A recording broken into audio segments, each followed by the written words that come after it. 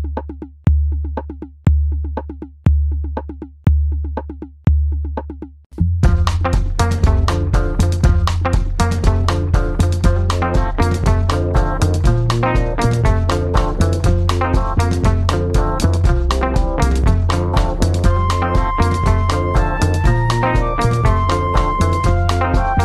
po, good morning mga kababayan, mga kaibigan. Ang isi-share ko po sa video ito ay ang patuka ng pag-breeding o ng broodcock at ang pang-exam po mga kababayan, mga kaibigan. Isa lang po ang patuka ko sa kanila, di ko nagbabago hanggang ito ay dumating na sa kanilang araw ng exam. At hanggang ito naman ang broodcock naman, hanggang ibigay ko sa kanya ang hinain. Ito po pakikita ko sa inyo mga kababayan, mga kaibigan, ang mga ginagamit kong patuka. Una po ito mga kaibigan, yan po, carrots, saging, onion, itlog na yung nilaga. Wala po tayong lettuce, kaya ang ginamit ko na lang po ay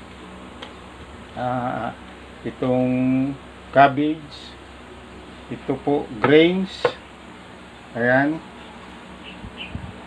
at sa ito po, alam nyo na, yan, power pellets, at sa gamot naman po ito B50, B-pollen, at ito pong Nuribayon tablets. At mayroon din po akong yan po, B-complex injectable. Ayan to po, alam nyo na kung ano to, Vitamin Pro powder. At ito po ang pinaka base ko dito ay itong grains po, na shout out po pala kay Engineer Sunny Magtibay. Sana mapansin mo ang video kong ito. Ang patuka pong ginagamit ni Engineer Sunny Magtibay po, yung mixing po ay siyang ginagamit ko. Kasi po sa lahat po, simula pong ako ay nagmamanok pa, hindi ko makuha talaga yung magandang hipo ng aking mga inaalagaan. Simulang i-cold ko sila, yung po hindi ko mano. Nang gamitin ko po itong mixing ni Engineer Sunny Magtibay, ay nakuha ko po yung hipo kung gusto sa stag o sa kakman o sa breeder man. Kaya po shout out po sa iyo Engineer Sunny Magtibay. Sana mapansin mo ang video kong idol kita sa iyong patuka.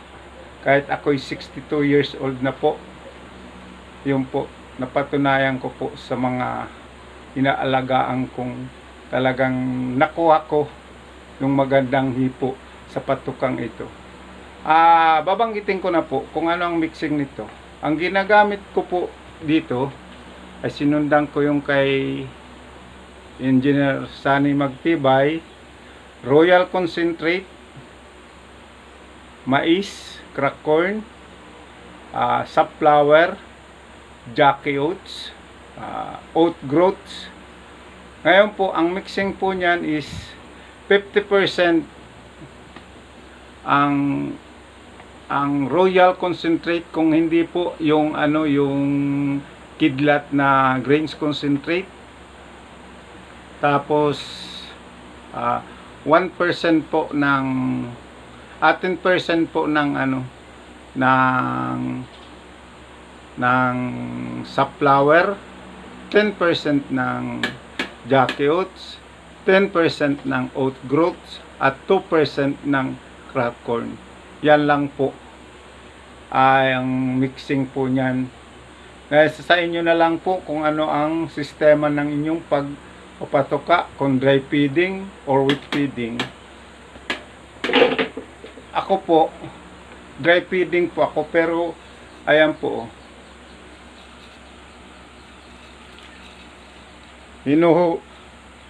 Ayan po, inuhugasan ko lang po yan. Tapos, ayun, dry din siyang ibibigay ko. Lalagyan ko siya ng mga mixture, yung mixing na ginagamit kong ipapakita ko po sa inyo kung ano yung mga hinahalo ko sa pang-exam at pang-broadcast. A few moments later. Ito po mga kababayan, mga kaibigan ko, ang pag-prepare natin ng ating pang-patuka sa pang-exam at sa pang-kondisyon, pang-reading. Ito po. Una po, itong carrots, balatan natin.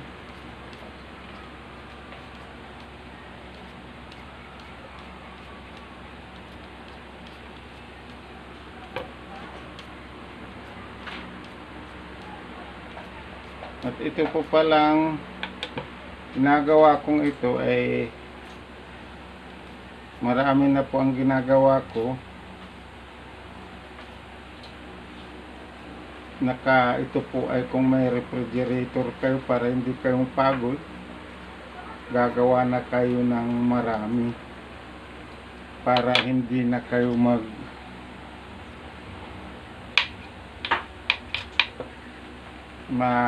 mag-prepare pang matagal. Ayan.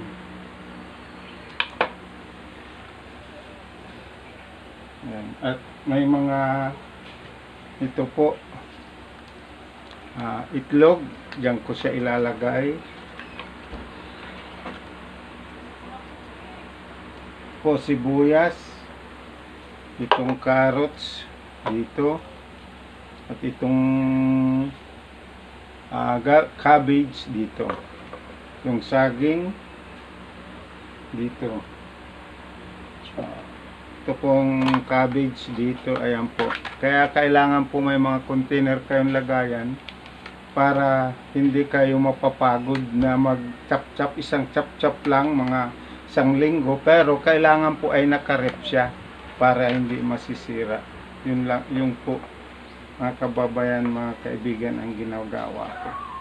Kaya po, simulan lang po na natin ang pag chop. Ito muna po, carrots,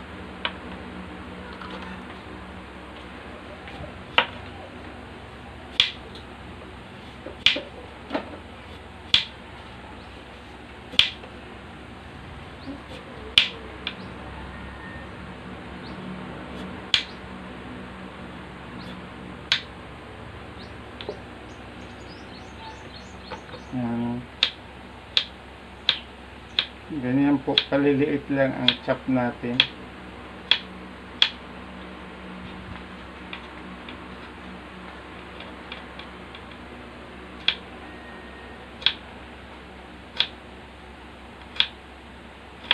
Eka, kababayan, pangit ng ating kutsilyo, palit tayo.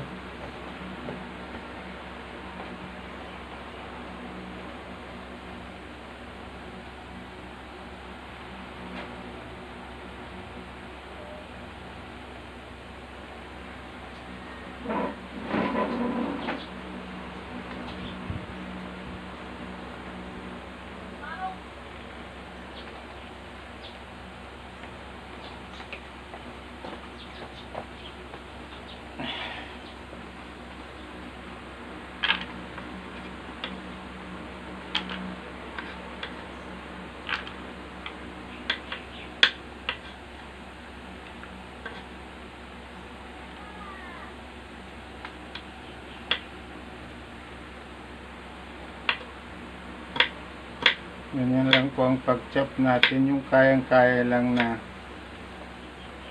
tukain ng manok. Sa una po, maninibago sila, pero dahan-dahan lang ang pagbigay natin. Sa una, wag natin bibigyan sila hanggang ma-adapt na nila yung ipinapatuka natin. Ganyan lang po. Kasi po, pag passion natin to, pag passion mo ito, lahat na paraan gagawin mo para sa pakanan ng iyong mga alaga. Ganyan lang guys, ganyan lang po mga kababayan, kaibigan, ang ginagawa ko.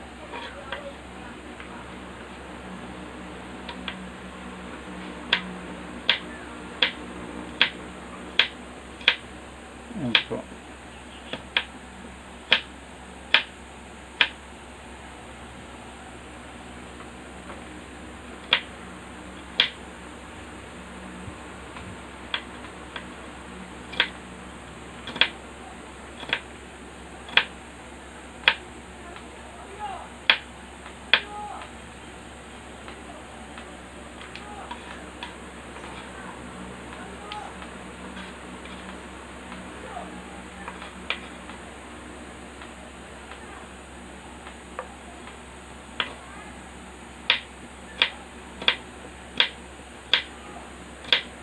At po, chachap-chapin lang natin yung kayang-kaya lang ng same size ng grains.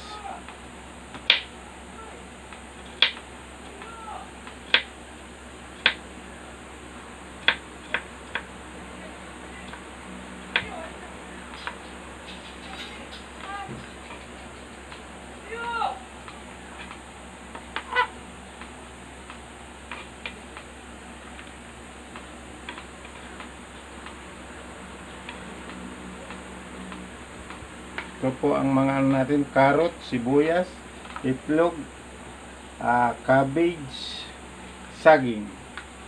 Yan lang po ang mga ginagamit natin. At sa gamot naman, ito, Noribayon, B50, B-pollen, at B-complex. Every 15 days po. Disclaimer po pala, mga kababayan, mga kaibigan, ang mga produkto pong makikita nyo o gamot man makikita nyo sa aking video ay hindi po ako endorser niyan. Mangyari po lamang, yan ang ginagamit ko at yun ang naaangay sa aking mga inaalaga ang kinukondisyong mga pang-exam at pang-breeding na mga manok. Tuloy po natin ang pag-chop natin ng carrots.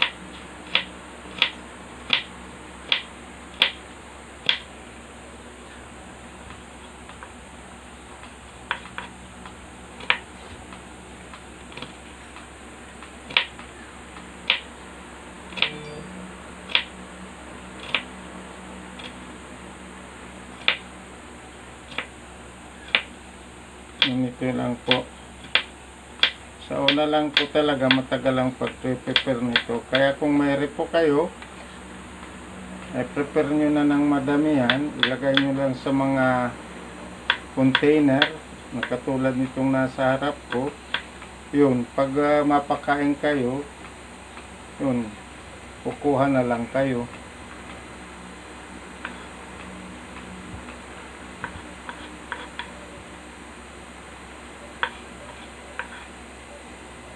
Yun lang po.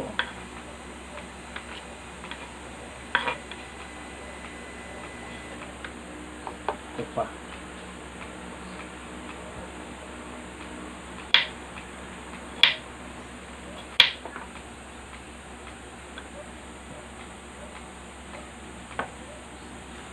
One hour later. At ito na nga po mga kaibigan ko, mga kababayan ko, ang na-prepare nating mga pang-halo sa ating patukaan ng pang-exam at pang-breeding. Ito po, chop-chop natin, carrots, onion,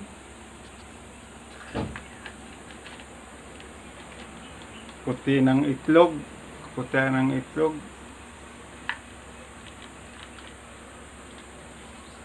cabbage, saging na saba or latundan. At ito po ang grains mixture na ano po, kidlat, concentrate grains, tapos mix po ng 50% po ng kidlat grains concentrate or royal concentrate, tapos 10% ng sunflower, 10% ng oat groats, 10% ng Jackie oats, 10% ng cracked corn if mainit po. Pero pag ulan po, 2%. Ngayon po, kung 1% kayo ng corn, ng cracked corn, gawin yung 6%, yung 60% yung grains, yung royal or kidlat concentrate, ganun po. Kaya inuulit ko po, pag mainit, 60% ang royal or kidlat concentrate, 10% ang cracked corn, 10% ang sunflower, 10% ang Jackie oats, 10% ang oat groats. Yan lang po ang ingredients ng grains na ito. Ayan po. Ngayon po, paano natin i-prepare paglalagyan ng halo-halo. At isa pa po pala, ito po pala ang 30% lang ng pellets. Any kind of pellets po. Pero po ako ang ginagamit ko, platinum. Ayun po, inuulit ko sa inyo po mga kababayan, mga kaibigan, sa inyo po, sa atin. Ako po ay hindi endorser ng mga produktong nakikita nyo o ng gamot. Nangyari po lamang, yan lang po ang ginagamit ko at angay at tama sa aking mga nakikita kong tama at angay sa aking mga alagang manok. Kaya po, simulan na po natin mga kababayan ang paglagay ko ng ingredients ng mga ito. Ito po, ayan po, makita nyo, kunti lang, carrots, onion, yan,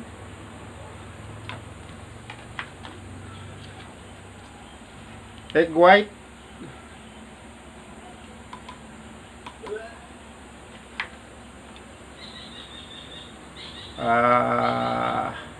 cabbage or lettuce. Kung may lettuce po, mas maigi. Ito po, wala akong lettuce, kaya cabbage na lang. Ito po, saging. Ito po ay latundan. Kung hindi po latundan, yung saba. Yan na po. Yan po, lagyan natin. Yan lang po ang pag-mixture ko nito. Yan.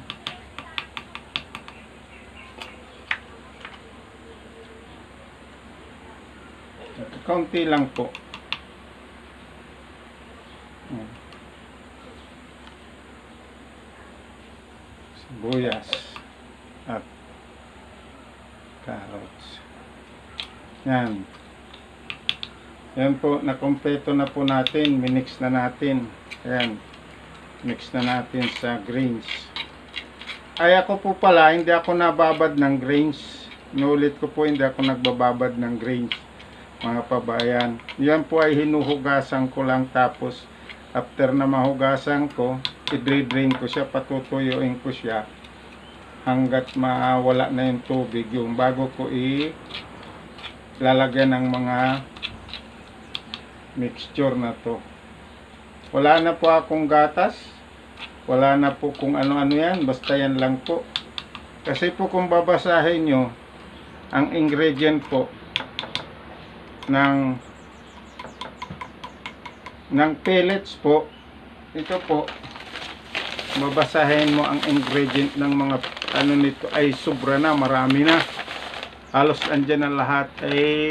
Kaya po hindi na ako naglalagay. Ito po, ang paglalagay lang po nito ay 30% lang. Yan, 30% lang. Yun. Tansya na lang po yan. Yan, yan. Yan na po. Nano na natin. Ayan na po ang patukang nabuo natin. Ito po, estimated ko na po ito, 35 to 40 grams. Ito po. Ayan. Ito po ang sukatan ko. Ito po ang sukutan ko ng grains. Ayan. Dito po is 3/4 lang kinukuha ko. Pag maghahalo ako nitong mga 3/4. Ayan. At ang 1/4 po lalabas niyan ito. Kaya po ito, pag naano ito, itong sukatan kong ito, pasok po dyan ang mga 35 to 40 grams. Yan po.